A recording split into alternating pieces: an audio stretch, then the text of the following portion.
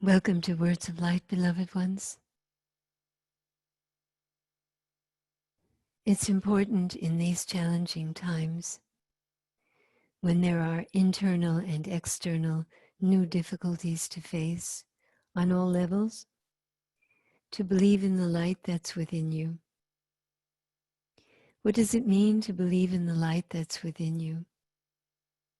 It means that whatever things look like from the standpoint of your emotional self, whatever feelings of limitation, failure, mistakes,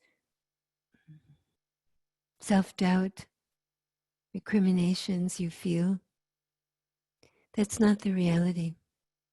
That's how you feel. It's the feeling reality, but it's not the deeper reality. The deeper reality is the light within you, and the light within you can be held onto as a way through anything. It has its own property of strength, and it has its own property of being able to create hope in the presence of darkness. The light of hope in the presence of darkness exists within you. So if that's true, why is it so difficult sometimes to feel that?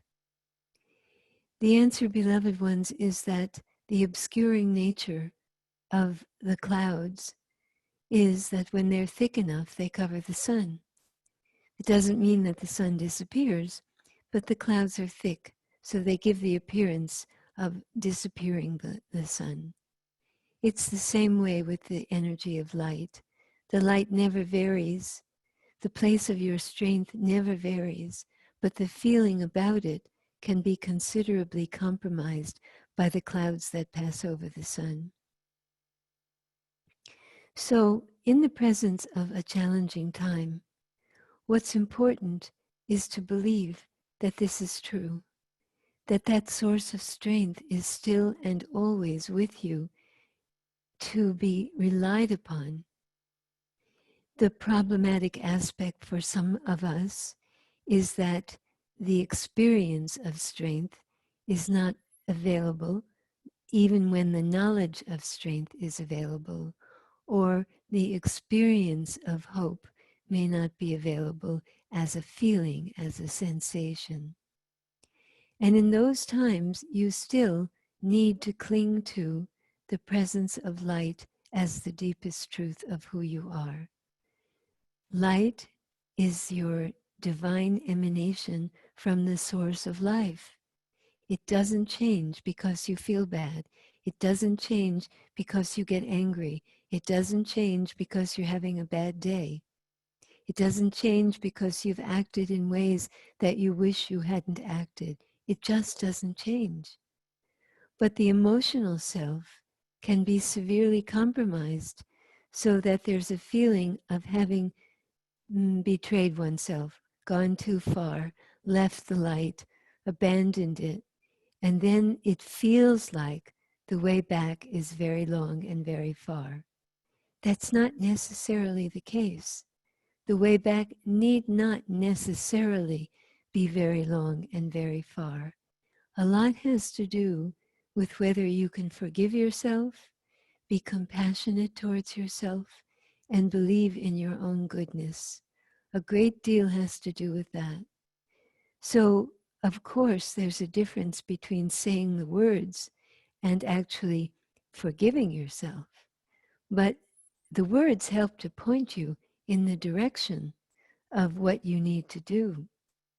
When you're feeling compromised, when you're feeling like you have left your better self, when you feel that you're not acting in ways that you want to act, or living in the way that you feel you're meant to be living, which involves so many complex reasons why we are limited in the ways that we experience the gap between our ideal self and our actual self. It's so common to feel that way.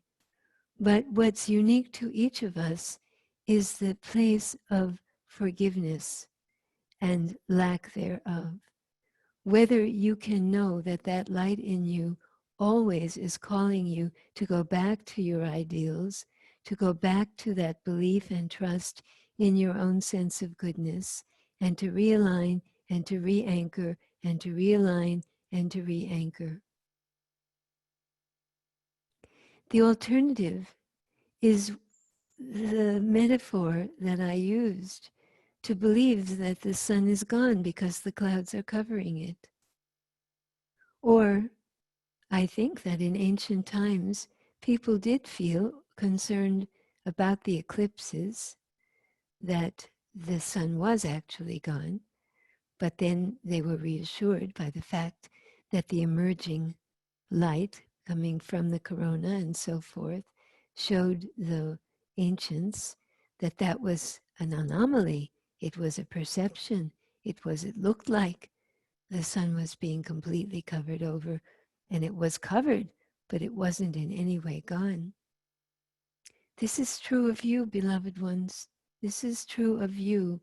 And in a time when our beliefs are being challenged, both about external reality and about internal reality, when there are forces at work to create self-doubt, self-blame, self-criticism, and this is easy to understand because the attack level on a consciousness level that's going on collectively is very strong.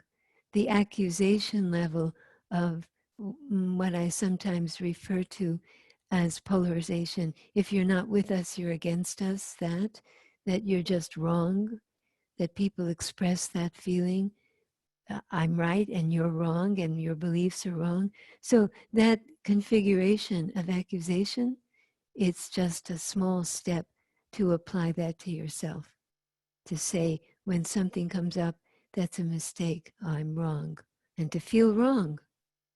All right, so you have made a mistake. You need to come back to the light within you. It's in your hands to do this. It's in your hands to fasten yourself with a kind of spiritual glue to trust in your own goodness and in your own desire to serve life, to be part of life, to serve life. And no matter how much you may have departed from actually feeling able to do that, it doesn't matter. The coming back is everything. The re-anchoring is everything. And the opportunity is always there because you're an eternal being. And the light within you is the basic substructure of your creation, not the emotions that you're going through. Those are just going through currents. No, the light within you is the basic truth, and it doesn't leave ever. But you need to cling to it, especially at times of challenge.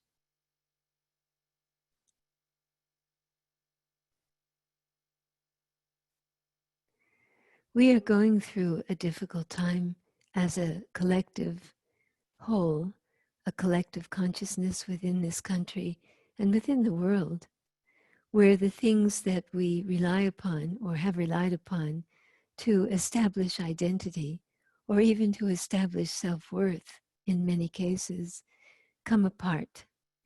We don't feel secure because work isn't present or we can't go out and distract ourselves from whatever's bothering us, or we don't have as much communication with certain people in our lives that helped us to feel better. All kinds of things are different because reality has changed. And yet that has a positive side as well, because in this time, the place to search for worth is not outside but inside, and it is only in relation to the fact that you are created by the divine and that nothing ever can change that. So that has to be the primary truth, and you have to cling to it when these clouds or currents come over you, sweeping through you, whether from inside or outside. That the light within you is constant, is present, is strong, and is there for you to call upon, whether you feel it to be so or not. And I have this discussion with people, not infrequently. about the difference between knowing something and feeling something. And that's a very important distinction. You can know something in principle and not feel it. All right, then that's a limitation. But even so, feeling is not the arbiter of truth. The knowledge of what's true can be existing in you at a deeper level than feeling. So when you don't feel something, you can still hold on to what you know. And maybe you have to do that for a short period of time, and maybe you have to do it for a long period of time. But we have entered this arena of human life in this time of transition because we wanted to be able to do this, to support the light and to be supported by light. And no matter what the conditions of darkness, to hold fast in faithfulness to the light that exists always. So if you're having a difficult time, inside yourself or outside yourself, this is the principle that's a manifesto for this time that we're in.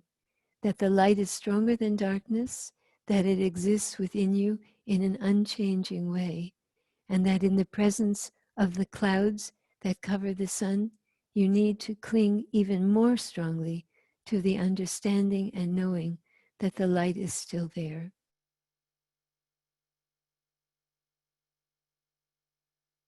I pray for all beings, beloved ones, that that assurance of light and of goodness and of divine creation can be the fundamental truth that we hold, and that no matter what other events, mistakes, losses, limitations, deficits take place in life by our own doing or by the hands of something external to us, that we become gravitationally pulled and moving towards that source of light that never changes.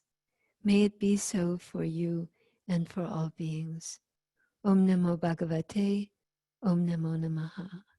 I bow to the Supreme Being that lives within all. Namaste.